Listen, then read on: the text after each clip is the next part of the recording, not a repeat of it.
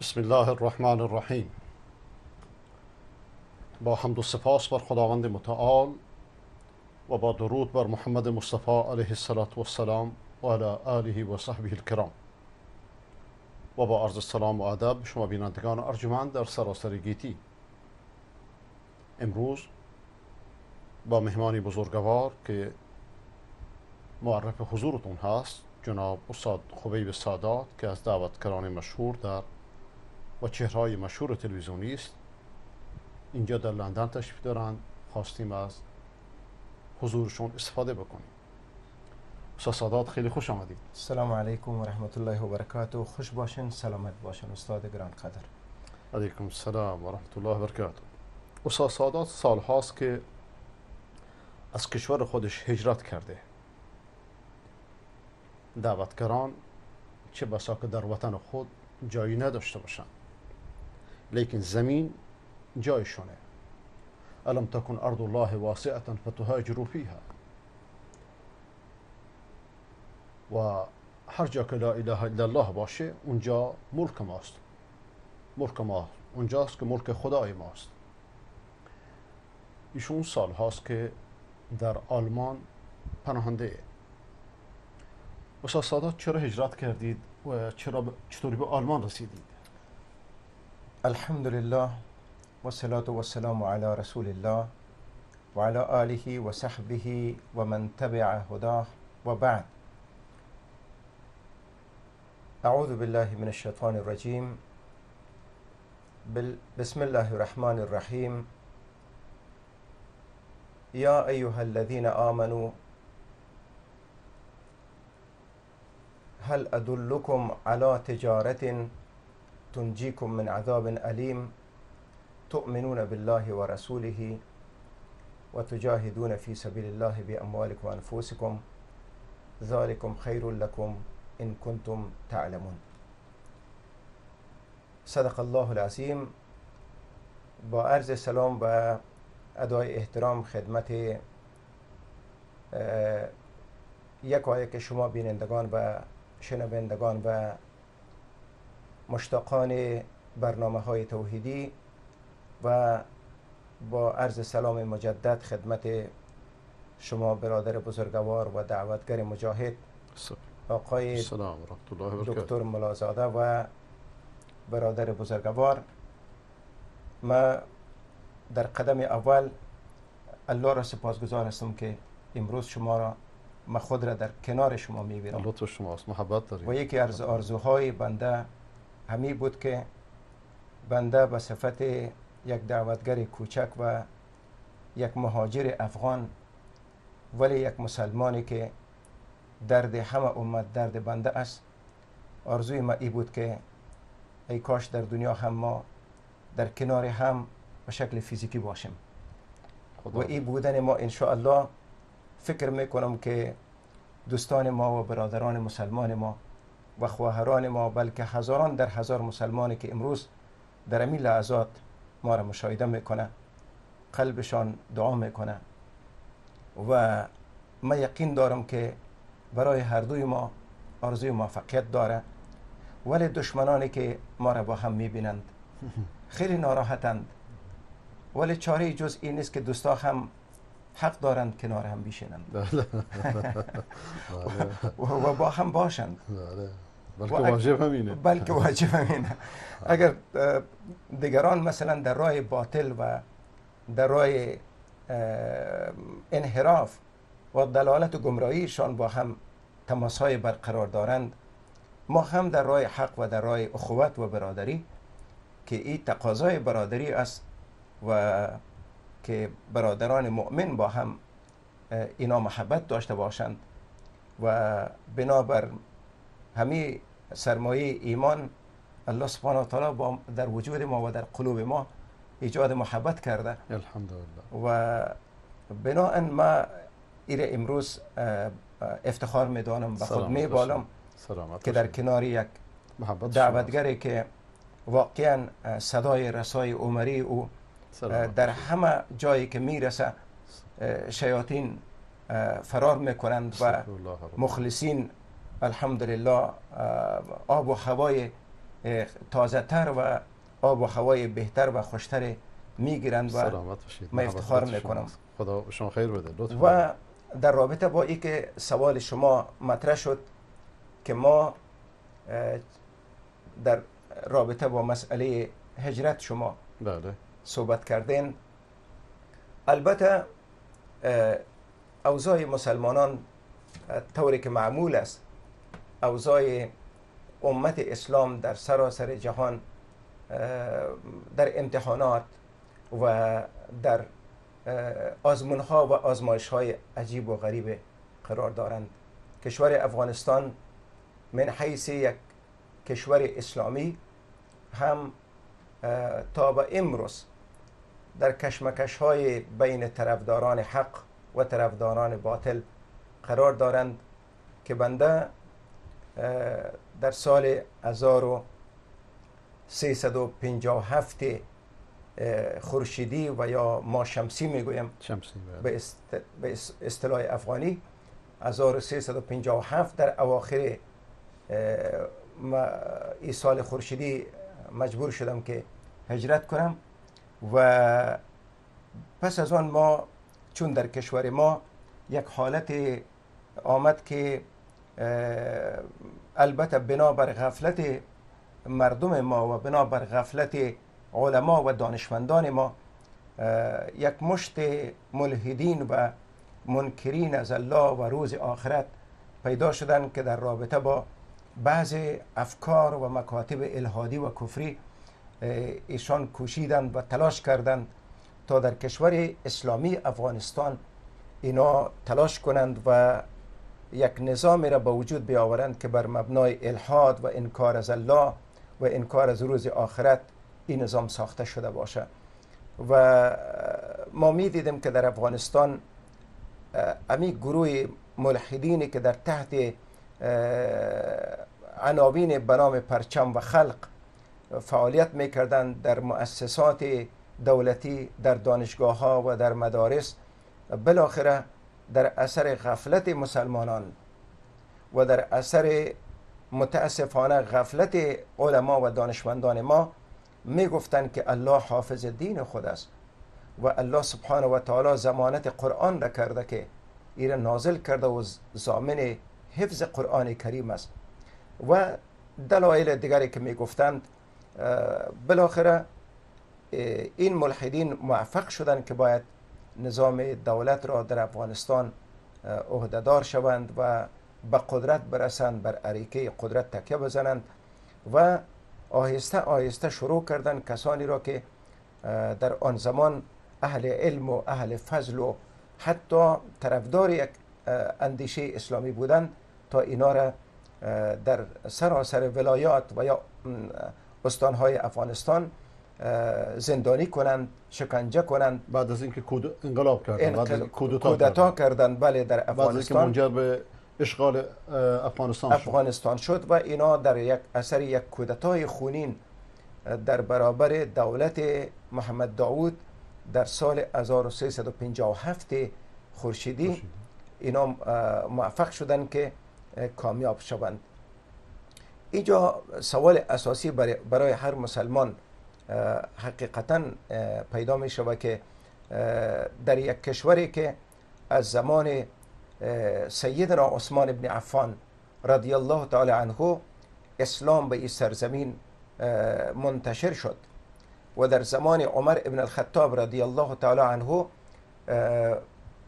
قوت‌های مجاهدین در زمان امیر المؤمنین عمر ابن الخطاب تا به هرات افغانستان رسیده بودند و در سیستان و بلوچستان آن زمان عالم بزرگوار و مفتی اعظم مسلمین حسن بصری مشغول دادن فتوا برای مسلمانان بود. در این شرایط سیدنا عمر ابن الخطاب رضی الله تعالی عنه قوت‌هایش تا به هرات میرسه و بالاخره به شهادت میرسه و منتظر بودند نیروهای اسلامی تا امری از خلیفه جدید و یا از فرمان دهان اونا برسه و بالاخره در زمان عثمان ابن عفان این کشور به دین اسلام مشرف شد و ما میبینیم که از او زمان تا عصر ما را الحمدلله در تمامی کشور افغانستان که مربوط امروزم تقریبا در حدود بیشتر از 30 استان داره، همه مردم ما الحمدلله مسلمانند. 99% مردم ما اینا مشرفند به دین اسلام و الحمدلله مردم ما تا به هنوز در ولایات معتقدات خود را و مقدسات خود را خیلی دوست دارند و اینا از دل و جان آماده اند که به خاطر این دین قربانی بتن. مگر متاسفانه در اثر غفلت مسلمانان در آن زمان ما دیدیم که یک گروه اقلیت که از لحاظ اخلاقی فاسدترین انسانها و از لحاظ اجتماعی منفورترین انسانها در جامعه بودند و اینا موفق شدند. و بعد از این مقصودتون کمونیستان؟ مقصود ما کمونیست ها هستند، ملحدین. و در آن زمان البته مسلمانانی که کوشش میکردند که در مکاتب، مدارس، دانشگاه ها بر ضد این گروه ملحد به فعالیت شروع کنند، یک تعدادشان در کلاس ها هم کلاسی بودند و یا در دانشگاه ها با هم در یک سطح قرار داشتند و یا در مؤسسات دولتی یکدیگر را خوب میشناختند، شناسایی کرده بودند. الحمدلله ما هم در زمان قبل از کودتای کمونیست ها هم در مدرسه و در مکتب به اصطلاح افغانستان با تعداد از برادران مصروف فعالیت های اسلامی بودیم و برای زدودن اندیشه های الحادی و کفری در کلاس های درسی که ما داشتیم سخت تلاش داشتیم تا که اینها ریشه ندوانه. مگر متاسفانه دولت آن زمان مسلمانان را تهدید میکرد. ما تعدادی از مسلمانان از سطح دانشگاه به زندان ها انداختند و تعداد را در زمان داوود خان، محمد داوود، به شهادت رسانیدند از برادران دعوتگری که در آن زمان قبل از انقلاب، قبل از کودتای کمونیست یا بعدش؟ قبل از کودتای کمونیست، زمان داوود شاه. زمان داوود شاه اینا را به شهادت رسانیدند. تعداد در حدود تقریبا زیادتر از 1600 نفر اینا از دانشگاه ها جمع کردند و اینا را وقتی که کودتا کردن کمونیست ها، این دانشجویان دعوتگر و چیز فهم همه در زندان ها بودند. درست. و فعالان اسلامی اونجا همه در زندان بودند. در زندان بودند. بعد این منجر به کوتاه اینها شد که زمام امور رو دست بگیرن. زمام امور به دست گرفتن چون در مؤسسات دولتی و وزارتخانه های بلند و بالا نفوذ کرده بودند. مثلا وزارت دفاع، داخله و وزارت های بسیار مهم و کلیدی. بالاخره اینا کودتا کردن، موفق شدن، ولی یک کودتای خونین. و بعد از اون منجر شد به انقلاب افغانستان. انقلاب افغانستان و یا کودتا.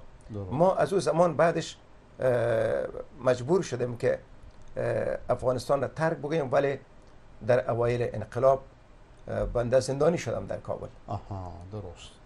به خاطری که ما در آن زمان تقریبا تازه جوانی بود. صحیح.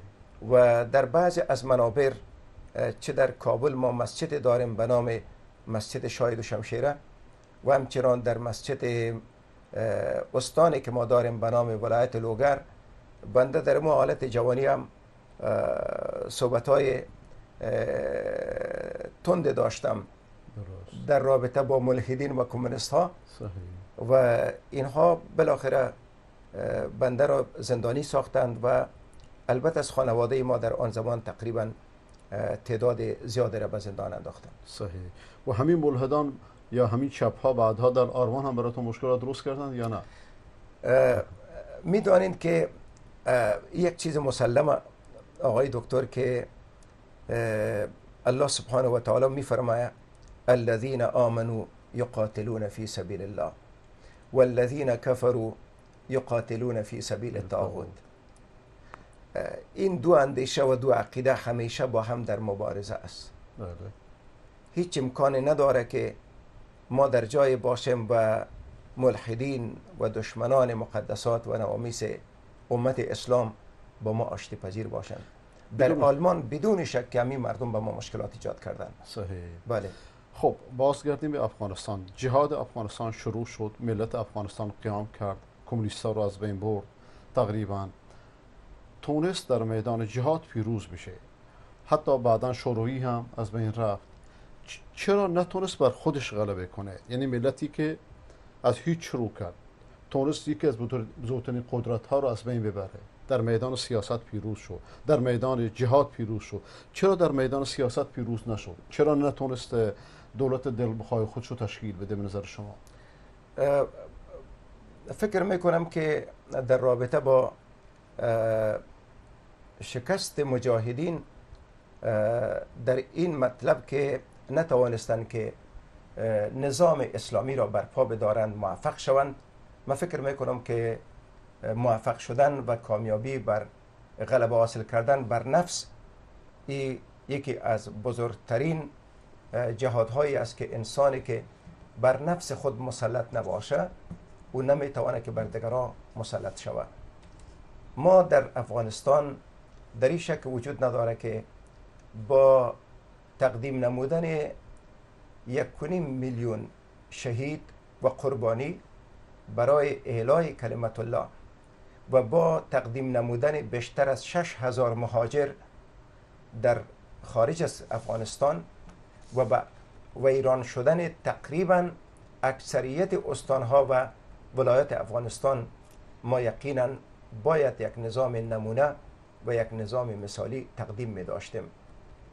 متاسفانه که مجاهدین و مسلمانان مجاهدی که در برابر امپراتوری ظالم و وحشی شوروی مقاومت کردند و پوزه این استعمار پلید را به خاک ذلت مالیدند و او را از هم پاشانیدند و اراده الله و به اذن الله سبحانه و تعالی.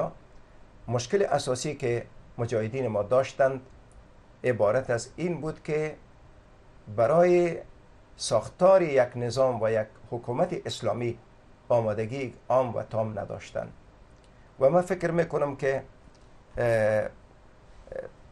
آمادگی به خاطر یا برای ساختن یک نظام اسلامی ایره باید یک پلان می داشتند و در قدم دوم نفوذ عناصر جاسوس و عناصر تخریبی و نفوذ ایجنت های بیگانگان در داخل صفوف مجاهدین و مسلمانان این یک عامل دوم است.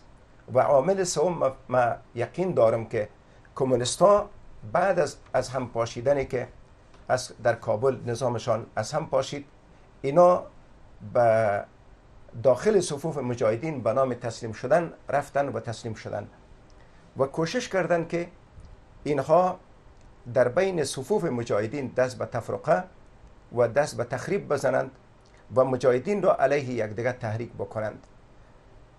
همین توطئه‌ای که امروز در افغانستان یک نظام را ما می‌بینیم که در اون نظام سکولارها، کمونیست‌ها، روافض و کسانی که در لباس مجاهدین بودند و حتی کسانی که قوم پرستان و زبان پرستانند، همه با هم طی یک کوالیسیون و وحدت امروزه یک جا شدند و در زیر چتر نیروهای بیگانگان اینا هم بر علیه امو اهدافی که مجاهدین پیش می بردند بر علیه از او جنگیدند. من فکر میکنم که عامل اساسی از هم پاشیدن مجاهدین یکی هم این بوده که خشتنداری نبود، گذشت نبود. یک تعداد خواستند که تمام قدرت را به خود نسبت بدهند و تعدادی از کسان دیگری که اینا بودند با تحریک بیگانگان. حتی همین حالتی که شما امروزه در افغانستان میبینید دیروز عین مطلب بود، مگر یک تعداد از برادران و خواهران افغانی ما درک نمی کردند. توطئه های در پس پرده بود به تحریک پاکستان، به تحریک ایران متاسفانه و روسیه امروز که وارث مستقیم شوروی متوفا است. اینا همه در رابطه با یک توطئه جهانی خواستند که از ساخته شدن یک نظام اسلامی جلوگیری بکنند و مجاهدین هم که تعداد مخلصین در بینشان طبعا وجود داشتند اما اونا فرشتگان معصوم نبودند، فریب خوردند و یک جنگ بالایشان و یک توطئه بالایشان تحمیل شد و به اعتمادی ها در بین صفوف مجاهدین به کثرت و وفرت پیدا شد. شما به نقش ایران اشاره کردید. من میخوام این نقطه مقدار واضح‌تر بشه، چون اولا نقش شیعیان در افغانستان چی بود در جهاد افغانستان؟ آیا اینا نقشی داشتند؟ اولا چند درصدند اینا؟ شیعیان اونجا چند درصدند؟ و نقش ایران چیه در تقویت شیعه ها، چه در دوران انقلاب مجاهدین بر ضد شوروی ها، چه الان؟ البته تشیع در افغانستان تقریبا در حدود 5 الی 7 درصده. 5 الی 7 درصد. بله درست. اگرچه اینا فکر میکنند احصایه وقتی که در تشکیلات دولتی احصایه پیش میکنند اینا میگن ما 20 درصد هستیم و یا 30 درصد. همیشه اقلیت ها اینجوری هستند، همیشه تعداد خودشون رو بیشتر از اندازه. چرا هنگامی که شما با اینا مثلا شبکه ها اینترویو بگیرن، مثلا از آقای محقق وقتی که در اینترویو پرسان میکنند که چند تا خانم داری، آقای محقق میگوید که من 4 خانم به شکل رسمی دارم. آها. بله. یعنی غیر رسمی متع و غیر ظالم. بله. و میخوام بگم که تعداد ما زیاده. تعدادشان تقریبا در حدود 19 اولاد داره. آها. بله. آقای محقق. آقای محقق که مشاور رئیس جمهور یا نه خیر، او مشاور آقای عبدالله هستش. چون ما الان یک حکومت دو سره داریم. یک مار است که 2 سر داره. مار 2 سر. مار 2 سر. بله. خب. و در افغانستان مردم ما این حکومت را به نام حکومت عین و غین مشهور است. آها. عین عبدالله. ما در ایران امامزاده عین غین شنیده بودیم، اما پس حکومت عین غین هم داری شما. حکومت عین غین. عین عبارت از عبدالله است. و غین عبارت غنیه. درست. این حکومت عین و غین و یا حکومت مار 2 سره، صحیح، اینا روافض در کنار هر دو خود را جا زده. صحیح. عبدالله چون لایکه. بله. عبدالله لایکه خودش، نه؟ لایکه. بله. در گروه اسلامی ثبت نام بود، ولی فعلا افکار لایکی داره. در چه گروهی بود سابقا؟ در گروه جمعیت اسلامی. درست. بله. و آقای غنی هم که آقای غنی که اصلا در افغانستان در زمان جهاد یعنی نام ازش نبود. و خودش هم مادرش شیعه، پدرش شیعه؟ خانمش مسیحیه. خانمش مسیحیه. بله. من شنیدم خودش هم یا پدرش یا مادرش شیعه. بله. اینا از قرون مهم نیست. احمد زایا. ولی خانمش مسیحی است. صحیح. الان ملکه افغانستان مسیحی است. صحیح. و همشون مهرای امریکان. همه مهرای امریکان. در این شک وجود نداره. بله. و نقش شیعیان. بله. شیعیان در جهاد افغانستان سابقا چه نقشی داشتن؟ چون من این سوال میکنم بلکه خمینی گفته بود که به حزب وحدت مزدورانش که شما اشاره کردید به نقش‌های خارجی در اونجا که شما الان اسلحه بر ندارید. وقت جهاد شما الان نیست، وقتی که روس‌ها رفتن بیرون جهاد شما شروع میشه. بله. بعدها ما فهمیدیم این حرف یعنی چی. در افغانستان البته در مناطق شیعه نشین، چون قوت‌های شوروی تقریبا در سراسر افغانستان قرارگاه‌های داشتند و عملیات‌های نظامی انجام می‌دادند، مجاهدین مجبور بودند که در مناطق استراتژیک در برابر قوت‌های اشغالگر شوروی بجنگند و اهل تشیع هم در افغانستان مجبور بودند به خاطر حفظ حیات خود در تنظیم‌های اکثرا در تنظیم‌های بزرگ اهل سنت اینا خود را تنظیم بکنند و یا داخل بشوند و زیر فرمان اونا حرکت بکنند. از خود مستقل فقط پس از اینکه به ایران رفتند، در ایران که اکثرا دفاتر اینا در شهر قم بود. شما میدین مثلا در قم وقتی که میرفتین پهلوی هم کنار هم نوشته بود دفتر حزب وحدت افغانستان، وحدت اسلامی. دفتر حرکت اسلامی افغانستان، دفتر چند تا تنظیم‌های دیگه، تقریبا اینا 8 تنظیم بود. حزب حدید افغانستان و حزب تمام در مقابل احزاب هفتگانه سنی پیشاور اینا احزاب هشتگانه درست کردن. همیشه چیزاشون تقلبی و بر علیه و اینا این احزابی که حتی تمام افرادی که وابسته به این احزاب بودند اگر یک جا می شدند مساوی به یک قرارگاه مجاهدین اهل سنت و الجماعت در افغانستان نمی شدند. ولی هر کدام اینا به طور مثال 100 نفر عضو داشتند، یک حزب رسمی. یعنی اطلاعات ایران اینا رو درست کرده بود خاطر تبلیغات. و بعدش اینا مجبور بودن که در افغانستان در زیر سایه اهل سنت و الجماعت و مجاهدین اینا باید قرار بگیرند. البته در جاهایی که امکان داشت که اینا مثلا تعهد با یک تنظیم اسلامی اهل سنت و الجماعت داشتند، اینا را مجبور بودند که با خود می بردند. در جای می بردند و یا به طور مثال در جای می گفتند که شما محافظت بکنید و از مناطق اینا چون مجاهدین می گذشتند. متاسفانه در زمان جهاد خاطرات تلخ حتی برادران ما از مناطق مانند بامیان و غیره دارند که در یکی از گروه هایی که اینا می رفتن از مناطق لوگر به سمت هرات و در این مناطق وقتی که از هزارجات میگذرند مردم اینا را حتی خل سلام میکنند که این سلاح‌ها به ما ارتباط داره و از این مسیر شما باید عبور نکنید. زمانی که قدرت پیدا کردند، اما تعدادشان بودند که اونا در تنظیم‌های جهادی اهل سنت و الجماعت تنظیم شده بودند و اینا مجبور بودند که از اوامر این مجاهدین اطاعت بکنند.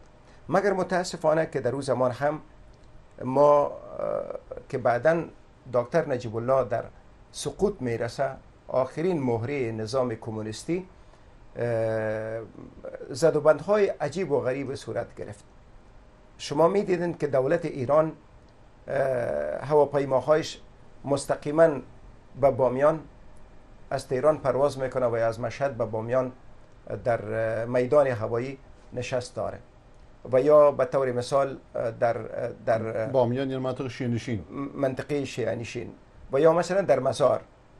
عجیبه که اینا بدون اجازه دولت مرکزی که پس از سقوط دکتر نجیب الله این صورت گرفت، میره و در اونجا دولت ایران روابط تنگاتنگ با این مناطق بسته میکنه و کتابهایی را انتقال میدهد و خانه فرهنگ میسازه، کمیته های قدس و سپاه و پیروان خط امام و امثال این مطالب را در کشور افغانستان اینا بنا میکنند.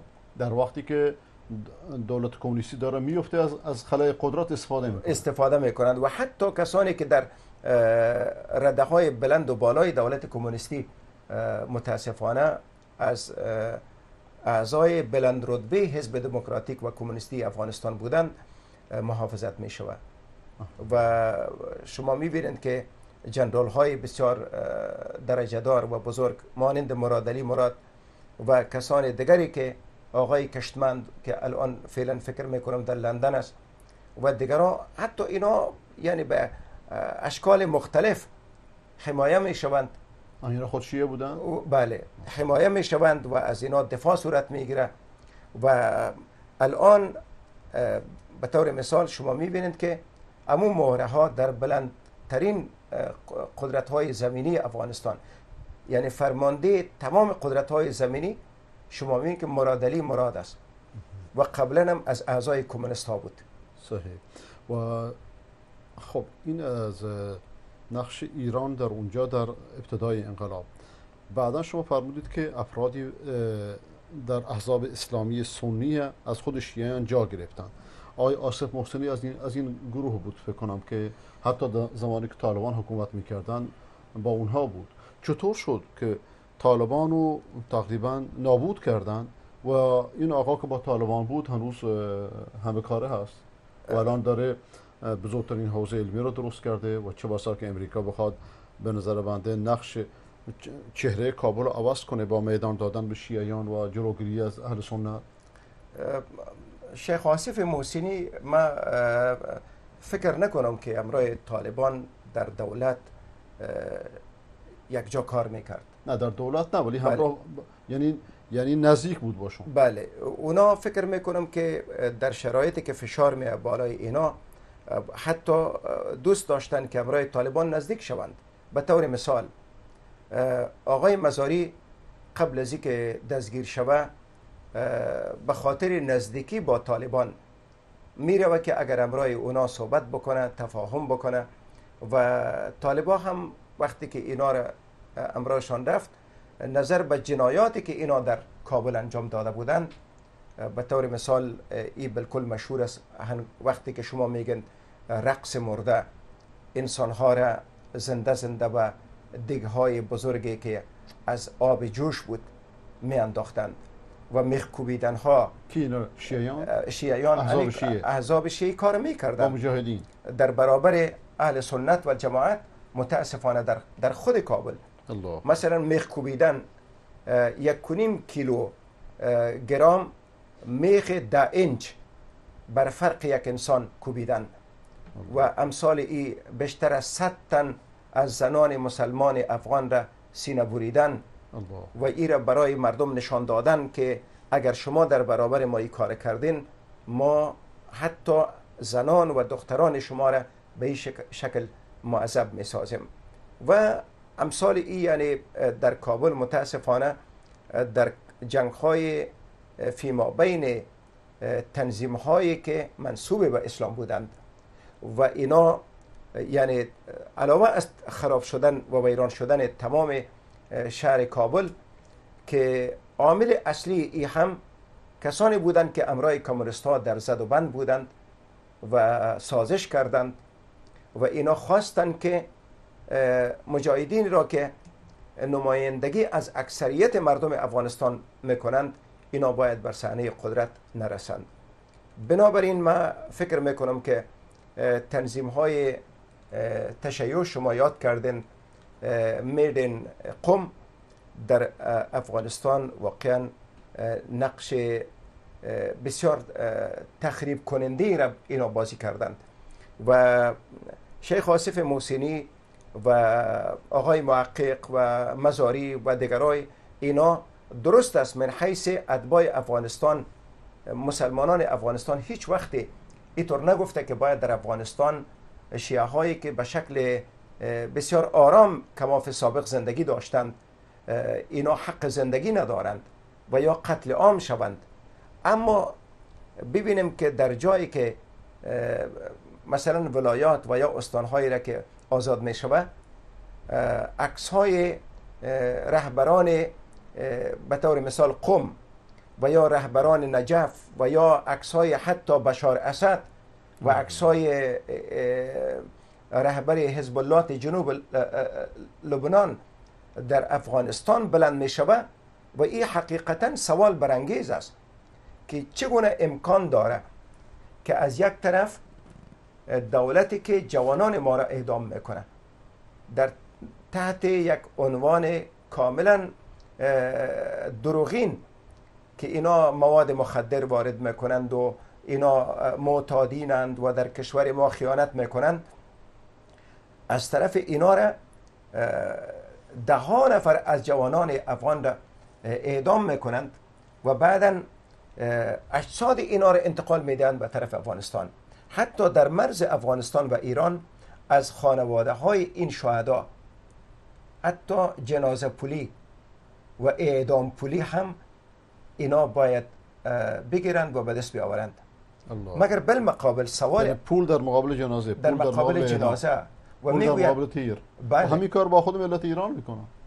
حتی با وارثین این افغان هایی که اعدام کردند و تسلیم دادن به خانواده هایشان که با من مستقیم تماس گرفتند، اینا گفتن که ما چند روز جنازه را به خاطر که خراب نشه ما در یخچال ها، سردخانه ها نگهداری کردیم، پس از اعدام شما باید این پول را هم به ما بدهید. بدهند.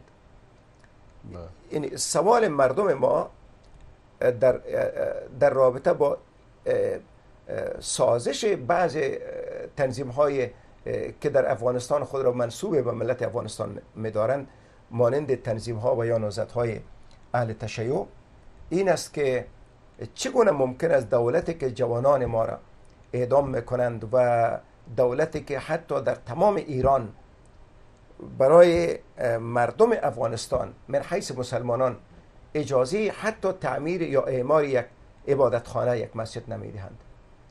نه تنها از ایشان بلکه مساجدی که مربوط برادران اهل سنت و جماعت ایرانی بودند، اونا را نه تنها که اجازه رفتن نمیدن به نمازهای عید، حتی او را هم تخریب میکنند و ایران میکنند. من فکر میکنم که بلکه معتقد هستم به این مطلب که دست درازی و دخالت دولت و رژیم ایران در افغانستان امروزه کار را به جای رسانیده که این عناصر حتی در کنار رئیس جمهور افغانستان من حیث معاون دست چپ و حتی در کنار عبدالله و حتی در وزارتخانه ها، در قوت های زمینی، در قوت های هوایی، در تمام اینا نفوذ کردند و یعنی ما منکر این نیستیم که چرا اهل تشیع در افغانستان زندگی دارند، از سالیان متمادی زندگی داشتند. آیا این ممکن است که کسانی که دارای فکر تکفیری اند و اهل سنت و جماعت را در مجموع کافر می نامند و کتاب‌هایی را از ایران وارد مدارس افغانستان می سازند؟ شما همین مدرسه‌ای که آقای محسنی در کابل تأسیس کرده و به نام خاتم الانبیا، شما بروین در درون ای یعنی اکثریت کتاب‌هایی که کتاب‌های درسی است از ایران و از این کشورها وارد می شود. بنابراین در افغانستان یعنی دولت ایران هم متاسفانه دست دراز داره، متاسفانه. شما خودتون ایران رفتید. بله. و خاطراتی از ایران هم دارید. برادران افغان، برادران مسلمان افغان متاسفانه خاطراتشون از ایران خیلی تلخه و در این مورد حق دارن، چون دولت ایران یک دولت فرقه گرایه. وقتی با اهل سنت ایران بد رفتار میکنه، دیگه با اهل سنت افغانستان من باب اولا بد رفتاری میکنه. لیکن شما با محققان و دانشمندانی آشنایی داشتید، امثال آیت الله برقعی که در این تلویزیون خودتون یا حتی کتابشام شرح دادید. امیدواریم که خداوند فرصتی پیش بیاره و فراغاتی برای شما که بتونید دوباره ادامه بدید. و با دکتر مظفریان همچنین که دانشمند محققی بود و تشیع رو ترک کرد در زمان شاه، شما با ایشون و با افراد دیگری که امثال ایشون هم آشنایی دارید؟ اگر نه از این دو نفر، از این دو بزرگوار چه خاطراتی دارید؟ شما از شهدای بزرگوار و یا از دانشمندان یاد کردین که حقیقتا ما در ایران بهترین خاطراتی که داریم از برادران داریم و یا از دانشمندان و از بزرگوارانی که امروز در جمع ملت ایران، ملت مسلمان و اهل سنت و جماعت ایران امروزه حضور ندارند. بنده پس از اینکه از کشور خود مهاجر شدم و بنابر رسالت و مسئولیتی که برای پیشبرد امور مهاجرین به بنده داده شده بود و من حیث یک مهاجر با احساس و دعوتگر در ایران زمانی که من رفتم، البته یکی از خاطراتی که قبل از اینکه من خاطرات خود را با این بزرگوارا تذکر بتم، یادم نمیره و که یک زمان خبر شدم که از منطقه بیرجند ایران که به طرف سمت مشهد، از بیرجند تقریبا در حدود خبر شدم که 3000 خانواده را دوباره رد مرز کردند و در آن زمان اینا از ولایت های مختلف و استان های مختلف افغانستان مانند هرات و فرا و غیره آمده بودند. بنده با یکی از دوستای خود خواستم که بروم و نزد یکی از کسانی که توانایی ایره داشت که باید اینا را رد مرز نکنند و ما التماس و التجا کنیم که این برادران مهاجر افغان نباید رد مرز شوند، زیرا که کمونیست ها و کسانی که در آن طرف مرز قرار دارند اکثریت اینا را زندانی میکنند و یا شکنجه میدهند. این زمان دولت کمونیستی بود؟ زمان دولت کمونیستی بود و من رفتم نزد شخص گفتن که صلاحیت داره به نام آیت الله ابراهیمی در بیرجند. اونجا رفتم و بعدش کسای دیگه به این آخوند آمده بودند و صحبت هایی داشتند و بعد نوبت ما رسید. رفتیم به یک جایی که یک خانه‌ای که دعوت میداد و یا یک دفتری داشت. اونجا رفتیم و یکی از این سرباز درجه دارایی که استاد بود و به فرمان این آیت الله حرفای امرای مشوره میکرد و صحبت میکرد. بعدن گفت که برادران افغانی تشریف آوردن، بفرمایید. ما به این آخوند گفتم که تعداد از برادران افغانی مهاجر ما را دولت ایران رد مرز کردند. اگر بنا باشه که شما امر بفرمایید که اینا دوباره تا زمانی که اوضاع افغانستان بهبود پیدا کنه اینا رد مرز نکنند. اکثریت این کسانی که رد مرز می شوند شاید زندانی شوند، شکنجه شوند و این مطالب. اما آقای ابراهیمی به من میگه که اینا بدون مجوز به خاک ایران آمده اند. من بالمقابل گفتم که آقای ابراهیمی مجوز بالاتر از لا اله الا الله محمد رسول الله چی باشه؟ اگر اینا مسلمانند، کلمه میخوانند، نماز ادا میکنند، ما برادران مسلمانیم، بهترین مجوز برای یک مسلمان کلمه لا اله الا الله محمد رسول الله است. این حرف ما و جواب ما بالای این آخوند خیلی تأثیر منفی گذاشت. تأثیر منفی؟ بله، تأثیر منفی گذاشت. و بعدا گفتن که اینا را خارج کنند. بله، بیرون رفتیم. یعنی از این شهادت ناراحت شد و بعدش برآمدیم.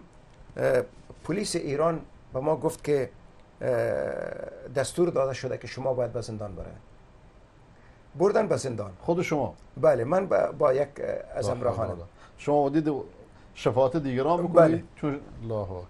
بله. اونجا مجاهدین البته یک دفتر باز کرده بودن به مناسبت ای که کارهای پناهندگان را در رابطه با دولت ایران سر و سامان ببخشند و دفاع بکنند از حقوق مهاجرین و به اصطلاح شفاعت خواهی بکنند. ما رفتیم و در اونجا گفتن که دستور داده شده از طرف آقای ابراهیمی که شما باید به زندان برید. به زندان انداختن. بعدش ما گفتیم که این کاری عجیبه. ما آمدیم که دیگرها را از زندانی آزاد کنیم. زندانی آزاد کنیم و خود ما به زندان افتید. ولی به هر صورت اینا بعدش به فردای آن روز گرفتن ما را گفتن که شما این دوره رد مرز میکنیم. اگر بنده در آن زمان رد مرز میشدم بدون شک مشکلات خیلی خطرناک پیش رو داشتم. و در آن زمان اکثرا کسانی که مخالف دولت کمونیستی بودند محکوم به اعدام بودند و یا اقلا سالیان متمادی باید به زندان می رفتند. من التماس کردم این کسایی که داخل یک ماشین ما را نشاندند و بعدش ما گفتم که از رد مرز کردن از اسلام قلعه بهتر است که شما ما را در خود زاهدان در یک منطقه رها بکنند و ما را بردن از اینجا به سمت زاهدان و چاره جزئی نداشتیم که اینا باید تطمیع شود. و میدانم که دادن رشوه گناه است، ولی من الان چون الله سبحانه و تعالی از این حالت خبر است، ما به اینا تقاضا کردم که به عوض این که ما را به طرف اسلام قلعه رد مرز میکنین و تسلیم دولت افغانستان، چون دولت ایران با دولت افغانستان روابط تنگاتنگ داشت. در آن زمان حتی هم از یک طرف به مسلمانان می گفتند که ما برادران شما هستیم و در کنار شما ایستاده هستیم، ولی از جانب دیگری دولت ایران همراه دولت‌های کمونیستی در افغانستان روابط بسیار نزدیک و تنگاتنگ داشت. حتی نمایندگی در مشهد برایشان باز کرده بودند و امثال این مطالب. به هر صورت ما را به بنابر التجا و اینا را تطمیع کردیم. گفتیم خاطرم فراموش کردم که چقدر چند تومن ما به اینا وعده کردم و بالاخره اینا ما را در منطقه زایدان رها کردن در بدل پول و ما مجبور بودیم. فمن استر غیر باغ ولا عاد فلا اثم علیه. و بعدش ما به سمت البته دوباره در پاکستان حرکت کردم و شما لب مرز رها کردن. لب مرز رها کردن و بعدش چون بعضی دوستان و خانواده های ما به طرف ایران آمده بودن، ما باید حتما اونا را زیارت می کردم، می آمدم. در ایران خاطرات خوبی که ما داریم از برادرانی که در شیراز، البته چند وقت بنده در شیراز بودم و در آنجا گفتن که مسجد از اهل سنت و الجماعت است، مسجد حسنی. اونجا رفتم دیدم که نوشته است مسجد الحسنین، اهل سنت و الجماعت شیراز. و حقیقتا صحبت‌های خطیب مسجد برای وقتی که شنیدم، گفت آقای دکتر مظفریان خطیب بسیار شیرین زبان و حکیمانه صحبت داره و تمام اهل سنت و الجماعت در ایران در مسجد حسنین اینا حقیقتا یعنی پر می شد. حتی در شیراز حتی صحن مسجد که یک چادر زده بودن در کنار او حتی صحن مسجد در بیرون که اینا مردم داخل می شدن، اینا هم از نمازگزارا مملو می شد. آقای دکتر مظفریان صحبت‌های اونا را که گوش دادیم، حقیقتا مرد بسیار شیرین زبان با استدلال بسیار حکیمانه. عجیب است که هیچ وقت تبسم‌های آقای مظفریان فراموش من نمیشه. اونا همیشه یک شخص با تبسم بودند. خدا رحمتش کنه. الله رحمتش کنه. و اخلاق نیکوی او. بنده خواستم که زیادتر با آقای دکتر معرفی شوم. رفتم و ای در بیمارستان شیراز رئیس و یا مسئول اول این بیمارستان بود. رفتم و امرایشان ملاقات کردم در جای پرکسیس و یک جایی که مطب داشتن. اونجا وقت قرار گذاشتم که برم. اونجا رفتیم و بعدش گفتم که آقای دکتر یک برادر افغانی است که امکانات نداره، ای باید عمل بشه، عمل جراحی، ولی پول نداره. عمل جراحی هم بسیار قیمته. گفت پروا نداره. قرار گفت فردا من که رفتم بیمارستان شیراز، شما وقت به شما میگذارم، در این وقت شما باید بیاید، ما تمام مصارف طبی که است از پول شخصی خود من میپردازم. الله. ما این برادر با خود بردم و در بیمارستان شیراز اونجا که رفتیم خبر دادیم کسی که در آنجا مثلا مردم را اجازه ورود میدادن به آقای دکتر، رفت به آقای دکتر گفت که برادران افغانی آمدن. دفعتا آقای دکتر با مون لباس پزشکیش آمد بیرون و مثل یک شخصی که اساساً با او درجه‌ای که آقای دکتر داشت، ولی با این پیش آمد تواضع و شکستگی و برادری و تبسم‌هایش الله رحمتش کنه، بعد این برادر برد دفعتا و در اتاقی که جراحی میشد، بعد این برادر دفعتا بستر کرد. فکر میکنم که یک روز یا 2 روز این برادر در اونجا باقی ماندن در خود بیمارستان و بعد دوای دیگرم نوشته کرد و هدایات داد و با آقای دکتر بعدا از بیمارستان مرخص شدیم. در مسجد گفتن که علامه برقی آمده آها. در شیراز. در همین مدت که شما شیراز هستید؟ شیراز هستم. گفتن علامه برقی آمده و من با علامه برقی آشنایی نداشتم از قبل و رفتم به مسجد و بعدش صحبت هایی که آقای دکتر کرد و بعدا از آمدن تشریف آوری علامه برقی اینا سپاسگزاری کرد، به مردم مژده داد و خوشخبری داد و گفتن که علامه چند روز در خدمت ما هست و در اینجا تشریف آوردند و اگر شما بنا باشه مجالس داریم، سوالات داریم، قرار است که چند روز در شیراز بمانه، ولی روزهای اول و یا امیر روزهایی که هست خانه خود آقای مظفریان میره، دکتر علی مظفریان. جلو کلامتون شکر، من برای اولین بار با آقای مظفریان در تهران در منزل آقای برقی آشنا شدم. در زمان شاه. خوب. بعد تا انسان میبیندش میگفتم که انسان قلبش مثل قلبی طفله، اونقدر پاک داره. واقعا بعد از انقلاب در مدینه منوره که درس میخوندم اونجا باش آشنا شدم، بیشتر آشنا شدیم. ولی از خدمات خیرش که شما ذکر خیرش رو کردید، آقای خدمتی رو که شما میشناسم، ایشون از ایران بردش امریکا بر معالجه مجانی، مجانا رفته دنبالش تا اونجا براش معالجه کرد. یعنی چون این آدم اهل خیری بود، خدا رحمتش کنه. و این آقا رو ببین وقتی در مقابل نماز جمعهش نتونستن جلوش بگیرن، به هزاران اتهام رفتن اعدامش کردن. بله. که چرا سنی شده. منظور شما آقای مظفریان. بله.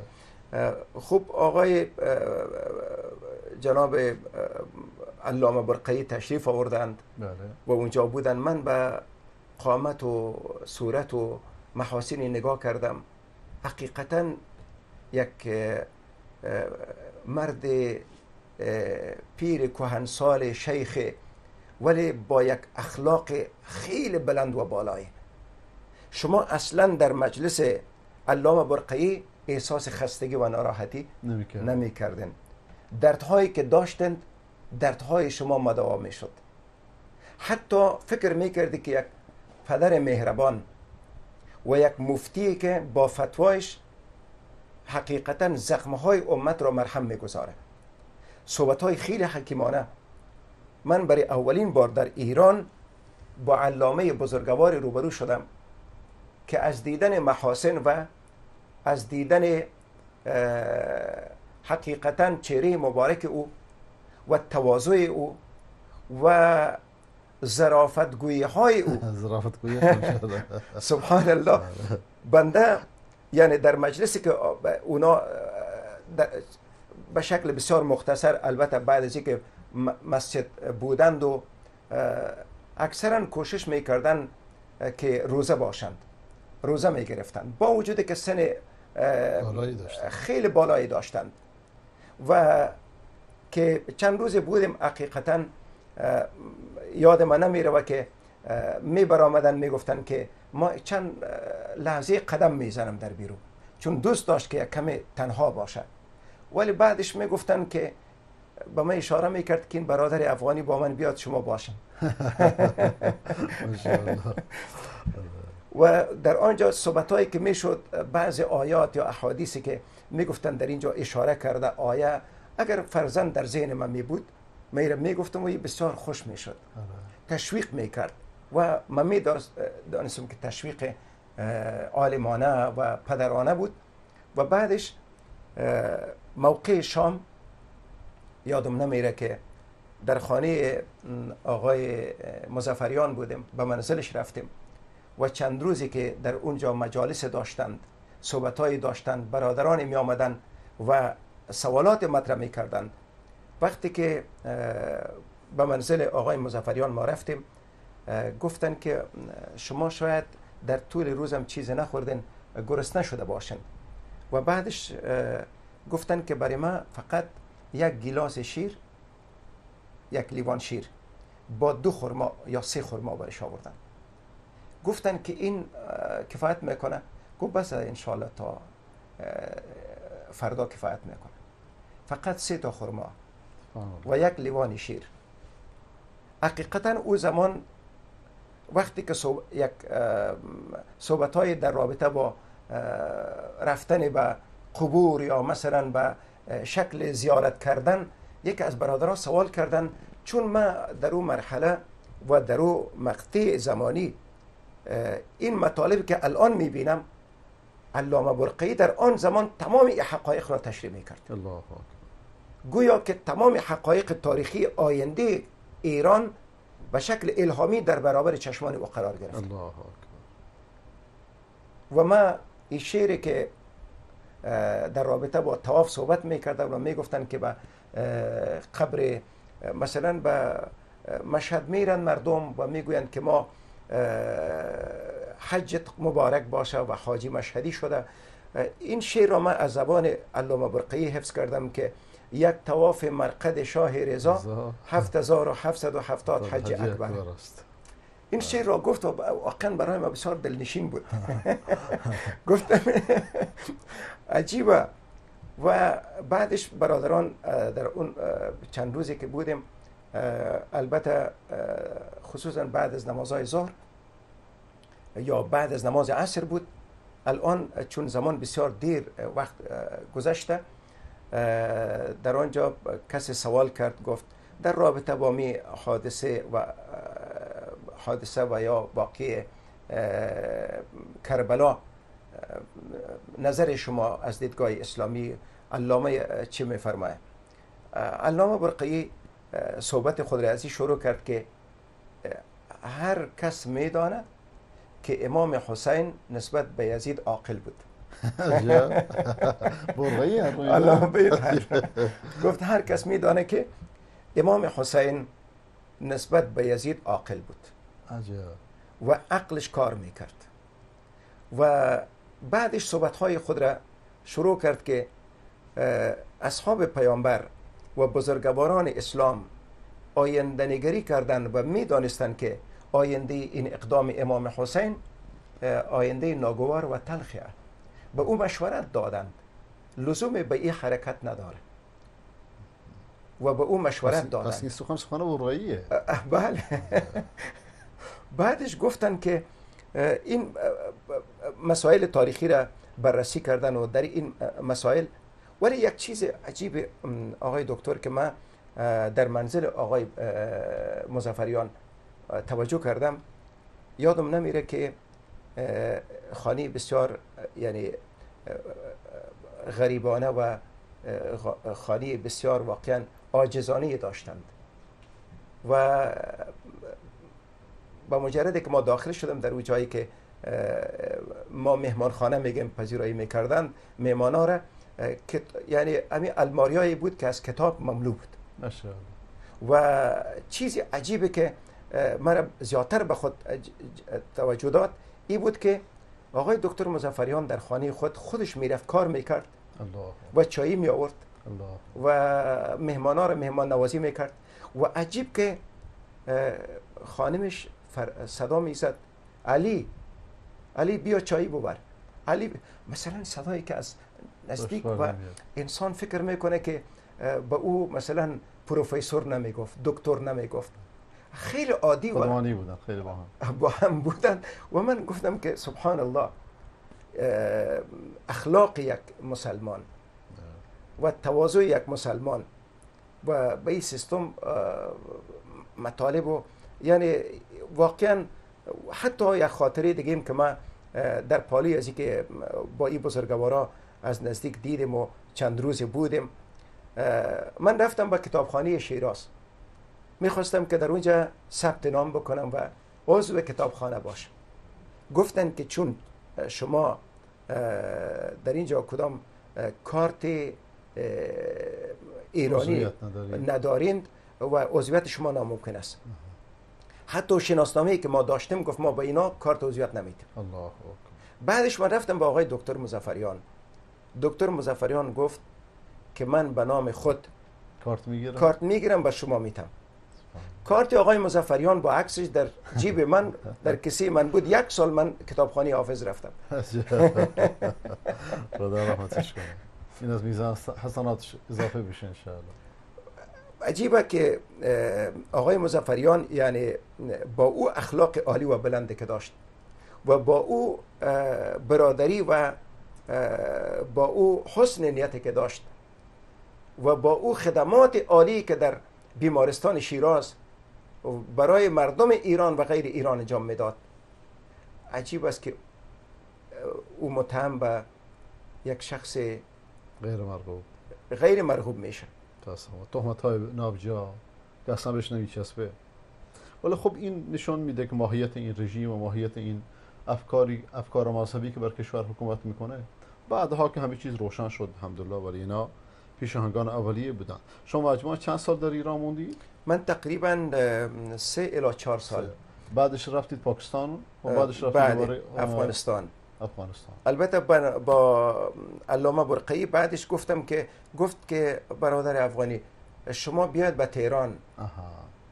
گفت که من روز قدم می زدم، گفت به تهران آمد، خانه من نزدیک وزارت کاره. گفت بله، گفت چون من کار دوست دارم نزدیک وزارت کار. نمیخوام که مانند این میگفت مانند این آیت الله هایی که فقط جیب پر میکنند، خمس میگیرند و این مطالب و حتی مرده پولی از مزارات و از زیارت ها جمع میکنند، من نمیخوام اونجوری باشم. گفت من اونجا که آمدی من کتاب هایی دارم به شما تحفه میتم. باز رفتم با منزلش به ایران. همونجا نماز جمعه میخوان. همونجا نماز جمعه میخوان و عجیبه که و همونجا هم شهید شد. همونجا هم شهید شد. الله رحمتش کنه. شهید به معنی که ترور شد. الحمدلله که جان سالم به در برد. بله، بعدش فوت کرد. و بعد گفت که روز ما از خاطرات خود قصه میکردن آقای برقی. گفت من روز برآمدم به جای میرفتم، گفت ماشین وای استاده شد و بعدش دیدم که آیت الله فلسفی گفتن علامه برقی بفرما با ما به ماشین شما را برسانم به کجای خواسته باشی. و من گفتم که آقای فلسفی شما مرا بردن نمیتونید، بردن من مشکله. گفتن نخیر بفرما علامه برقی، شوخی نکن. بعدش گفت داخل ماشین نشستیم با هم. گفتم که من سر صحبت را باز کردم، گفتم که شما میگن که امام تو شکم ننش همه چیز میدانه، اما این حرف شما خلاف آیه قرآنه. قرآن میگوید که الله ذاتی است که الذی اخرجکم من بطون امهاتکم لا تعلمون شیئا. شما را از شکم مادرانتان بیرون میکشه، هیچ نمیدانید. اما امام از این قاعده قرآنی مستثنا است. پس آیا امام پیرو قرآن نیست؟ و تو شکم ننش همه چیز یاد گرفت، همه چیز میدونه. بعدش گفت ماشین استارت کرد، گفت پایین شو. گفت من گفتم از اول که نمیتونی مرا حمل کنی، نمیتونی مرا حمل بکنی. اتفاقا اینو در کتاب سوانح ایام ذکر کرده. بله. خدا رحمتش کنه. الله رحمتش کنه. پس شما بعد از اون دوباره بازگشتید به افغانستان. بله. و بعد چطور شد که رفتی به آلمان؟ آلمان بعدش ما تقریبا مدت طولانی در افغانستان ماندم. درست. و البته چند سال هم در دوران جهاد و چند سال هم در پاکستان بنده تحصیلات اسلامی خود را به پایان رسانیدم. صحیح. و از مدرسه به نام امداد العلوم مربوط وفاق المدارس کراچی که به سلسله البته مدارس احناف دیوبندیان احناف است و بعدش بنده به از افغانستان مجبور شدم که مشکلاتی که پیدا شد و البته آخرین روزهای دکتر نجیب الله بود که در قدرت بود تا هنوز سقوط نکرده بود. البته اراده الهی به می رفته بود که بنده بنابر دلایل امنیتی و بنابر دلایلی که احساس کردم باید از اونجا بیرون می شدم. صحیح. و بعدش آمده من به ایران، به آلمان و مدت تقریبا زیادتر از 20 ساله که در آلمان هستم. فعلا در آلمان هستم. بله. الحمدلله شما اونجا در دعوت فعالید و در تلویزیون ها همه شما رو میشناسند. چه مشکلاتی برای مسلمان ها اونجا هست و چه مشکلاتی به خصوص برای دعوت هست، دعوت اهل سنت؟ سواد اعظم مسلمانان. بله، برادران و خواهران مسلمانی که با شما آشنایی دارند الحمدلله در سراسر جهان و من جمله کشور آلمان. آقای دکتر ملازاده به صفت یک بت شکن در اونجا مشهوره. سلامت باشید. و اکثرا شما صدای طبل از دور خوش است. مگر من که اینجا آمدم اینجا هم خوش است. اینجا صدا گیراتره. سلامت باشید. رساتره. محبت شماست. و حقیقتا آقای دکتر، من همیشه یکی از آرزوهای من ای بود که قبل از اینکه من به سوال شما جواب بدم که شما صندلی هم داشتند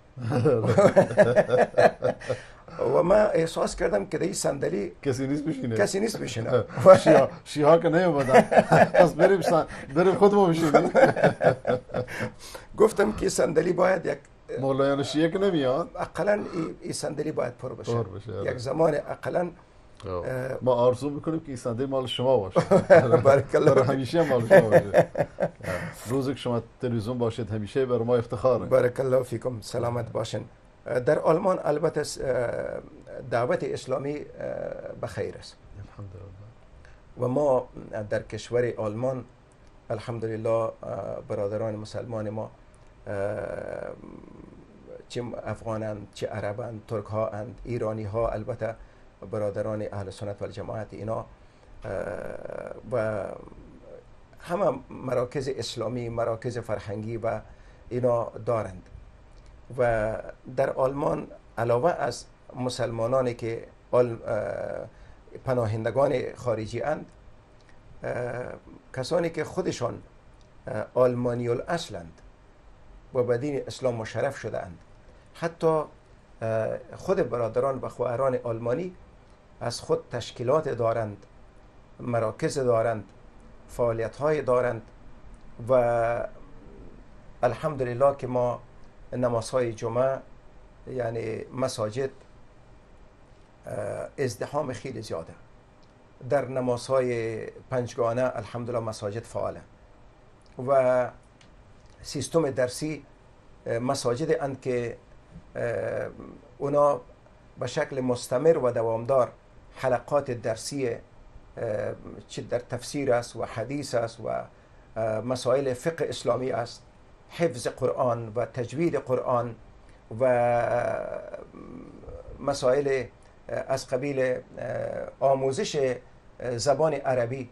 الحمدلله در آلمان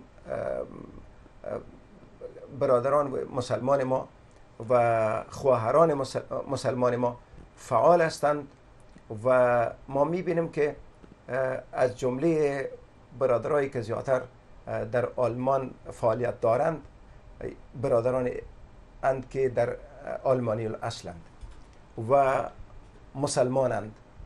ما میبینیم که اینا هر کدامشان در طول 10 سال الی 12 سال یا 15 سال زیادتر از 10,000 نفر به دین اسلام مشرف ساختند و ما هم الحمدلله در کشور آلمان مرکز بزرگ فرهنگی در و مسجد جامع در شهر فرانکفورت داریم که برادران مسلمان ما هم از ترک و عرب و آلمانی و ایتالیایی و هر کسی که مسلمان است اجازه آمدن و داخل شدن در این مسجد مبارک داره.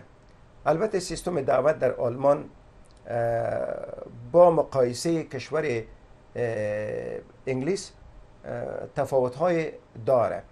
ما در اونجا به طور مثال مساجد ما به این سیستمی که در کشور لندن در شهر لندن بنده دیدم، البته به این سیستم یعنی ازدحام زیاد نداره. درست. الا در شهرهای بسیار بزرگ مانند فرانکفورت و یا هامبورگ و یا مونشن و یا شهرهای دیگه که در آلمان است، اکثر مساجد در اطراف طور قرار گرفته که از کثرت نفوذ که اطراف او خانه ها و منازل مسکونی مسلمان ها باشه تقریبا دور افتادند. اما سیستم دعوت در آلمان بخیر است مگر در پهلوی ترتیبی که میگویند در کنار هر گل خاری وجود داره، بله. دعوت بدون مشکلات در کشور آلمان هم نیست. به خصوص کسانی هستند که از دعوت اسلامی و از مراکز اسلامی اینا ناراحت هستند و برای تخریب و برای ممانعت کردن از دعوت اسلامی اینا همیشه کوشش دارند تا این دعوت اسلامی را مزاحمت بکنند و یا در برابرشان یک مانع ایجاد بکنند. درست. شما فکر میکنید که الان در آلمان بمونید و به دعوت ادامه بدید براتون بهتر و راحت تره و برای دعوت بهتره، یا بازگردید به افغانستان؟ آرزوی ما این است که انشاءالله طبعا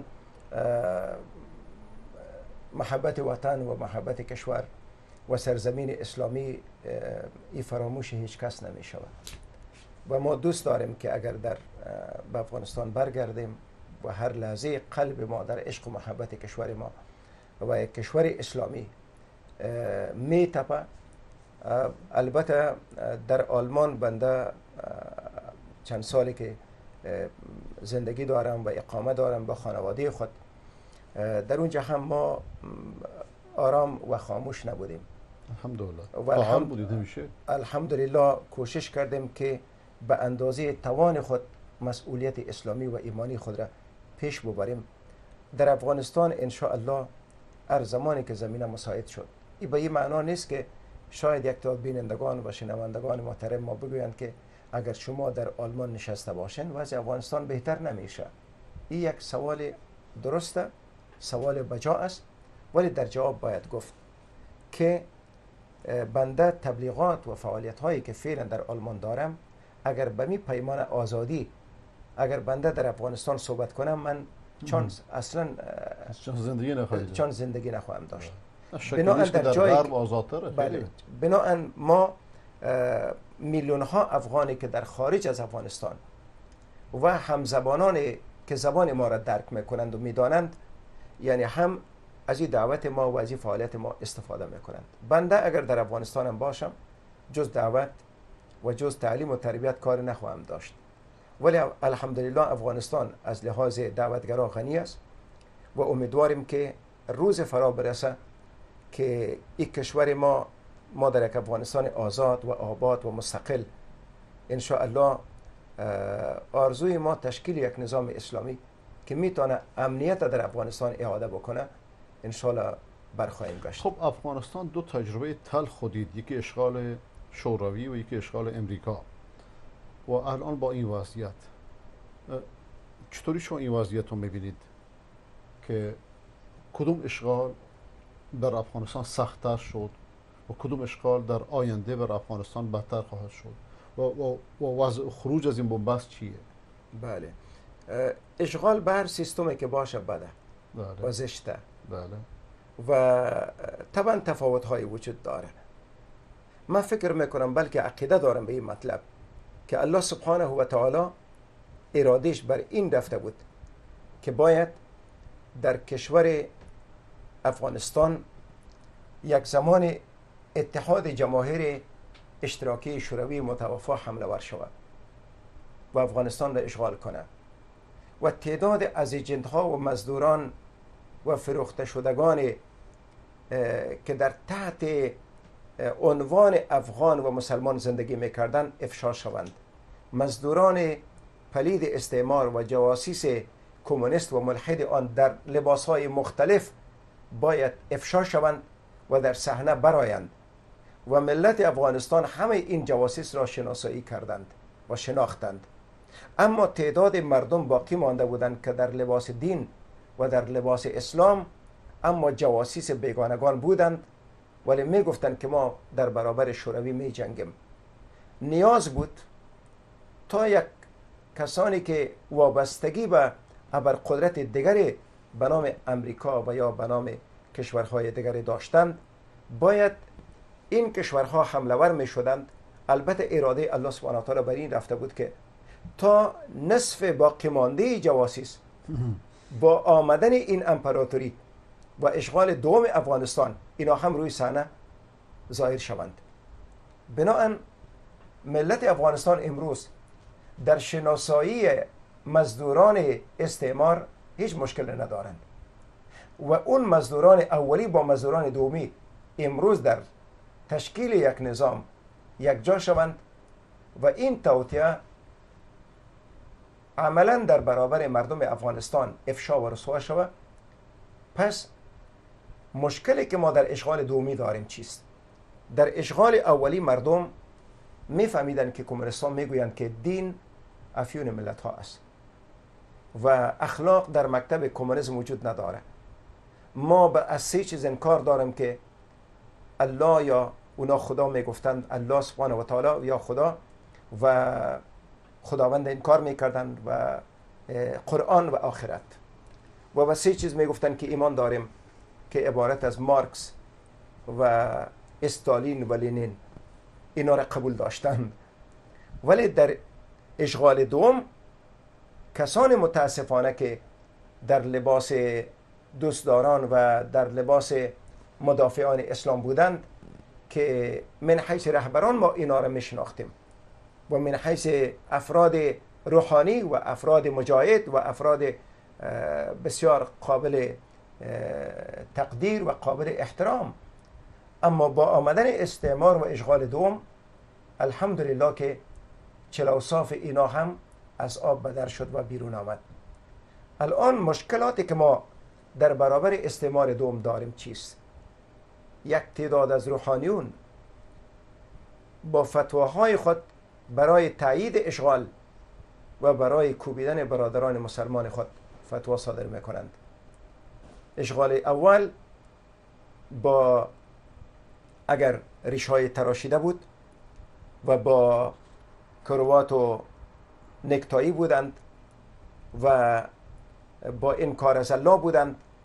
در اشغال دوم کسانی که مزدوری میکنند با عمامه و با محاسن اسلامی و با ریش و با آیات قرآن و فتوا دادن در برابر کسانی که مخالفین اینها هستند عمل میکنند.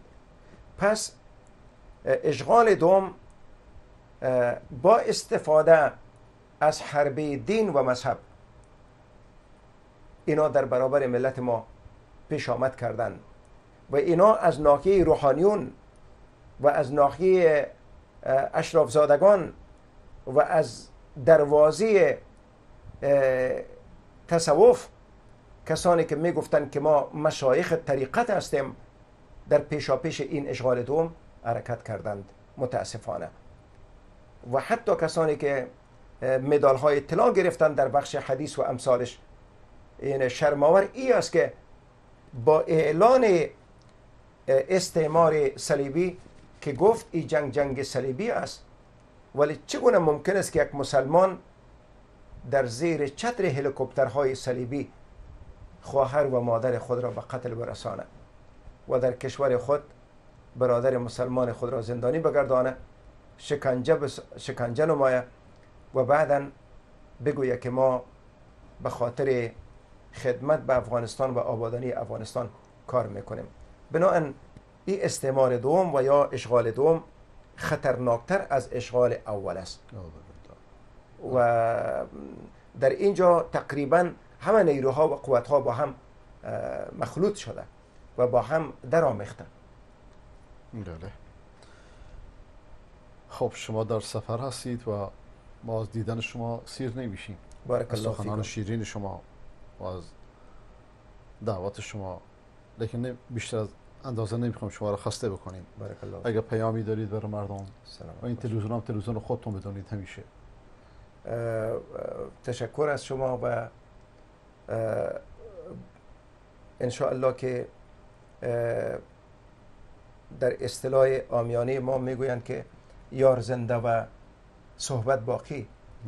ما البته در این سفری که به لندن داشتم با خاطر دیدن دوستا و دیدن دوستانی که دوستان دعوتگر ما هستند و شما از واجبات خود میدانستم که باید با شما ان شاء الله حتما شما را زیارت بکنیم. الحمدلله که چانس در دنیا میسر شد. در آخرت امیدواریم که ما را در کنار شما دعوتگران و در پهلوی دعوتگر اول پیامبر بزرگ اسلام صلی الله علیه و آله و سلم الله متعال حشر بفرماید. استاد حامد تا به من خبر داد که شما اینجایید، برنامه رو تعطیل کردم اومدم دیدم شما را اجر بده. الله استاد حامدم اجر عظیم بده. و گفتنی ما فقط با برادران و خواهران ما ای است که نگاه کردن و استفاده کردن از این تلویزیون های توحیدی یک واجبه است. سلامت باشید. ای برادران و خواهران، پیام بنده من حیث یک برادر شما ای است که وجود این برادرانتان را غنیمت بشمارند و شما از این لحظات تاریخی که فرزندان اسلام، فرزندان امت اسلام کوشش دارند و تلاش دارند این را به دیده قدر و به دیده احترام نگاه بکنند و وجود این تلویزیون های توحیدی و بخصوص وجود استاد بزرگوار آقای دکتر این حقیقتا من حیث یک مجاهد سنگر دعوت سلامت باشید و این رسالت اسلامی را پیش میبره. حقیقتا ما و شما همه اگر کار دیگه نمیتوانیم به پیشگاه پروردگار در دل شب نمازهایی که ادا میکنند برای صحتمندی و موفقیت این دعوتگرا کمک بکنند. سلامت باشید. مسلمانان آرام نیستند، اما ترتیبی که میگویند که مسلمان در بین 5 شدت و مشکلات قرار داره. المؤمن بین 5 شدائد، مؤمن یحسده و منافق یبغضه و قاتل و کافر یقاتله و نفس تنازعه و شیطان یضله. از یک طرف این دعوتگرا حقیقتا در امی مشکل قرار دارند، در این 5 زندان، در این 5 زندان قرار دارند. مسلمان به او حسادت داره و ما عملا میبینیم و نگاه میکنیم.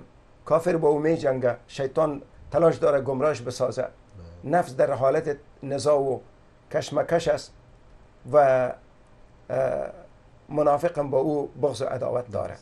ما امیدوارم که الله سبحانه و تعالی استاد بزرگوار در این 5 جهتی که می جنگه موفق داشته باشه و همه برادران دعوتگر ما را موفقیت نصیب بگردانه.